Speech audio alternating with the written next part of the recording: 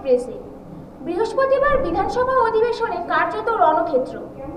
বাংলা ভাষা নিয়ে বিশেষ আলোচনা শুরুর পর মুহূর্তেই তৃণমূল বিজেপির স্লোগান, বিক্ষোভ আর পাল্টা আক্রমণে উত্তপ্ত হয়ে উঠল পুরো কক্ষ।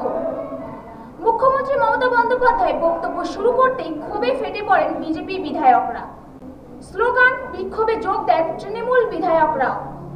একসময় হুইলে নেমে দুই পক্ষে সামিল হন তীব্র বিক্ষোভে। পরিস্থিতি উত্তপ্ত হতে থাকলে মুখ্যমন্ত্রী নিজেই হস্তক্ষেপ করেন, তৃণমূল বিধায়কদের আসনে ফিরে যেতে বলেন। কিন্তু এখানেই থামেননি তিনি, বাংলাকে কেন্দ্র করে বিজেপিকে কড়া ভাষায় আমন্ত্রণ শোনান।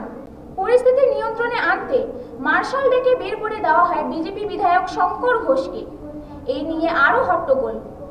বক্তব্য দিতে গিয়ে বারবার বাধা পান মুখ্যমন্ত্রী। তার নিজের কথাতেই অতীতে এমন বিরোধিতার সম্মুখীন তিনি হননি। এদিকে অসুস্থ হয়ে পড়েন শঙ্কর ঘোষ। বিজেপির দাবি, শাসক দলের চাপে বহু বিধায়কই শারীরিকভাবে অসুস্থ হয়ে পড়েছেন। বিধানসভার বাইরে দাঁড়িয়ে ক্ষোভে উগরে দেন বিরোধী দলনেতা শুভেন্দু অধিকারী। তিনি বলেন, আজ প্রমাণ হয়েছে বিরোধী দলনেতাকে বাদ দিলেও 64 জনই একজন বিরোধী দলনেতা। মমতা বন্দ্যোপাধ্যায়কে আমরা 10 গোল দিয়ে বাড়ি পাঠিয়েছি। তার অভিযোগ, মমতা বন্দ্যোপাধ্যায় অমিত শাহ ও নরেন্দ্র মোদীকে চোর বলেছেন। সারা দেশে যাদের মোদী পদবি রয়েছে তাদের অপমান করা হয়েছে।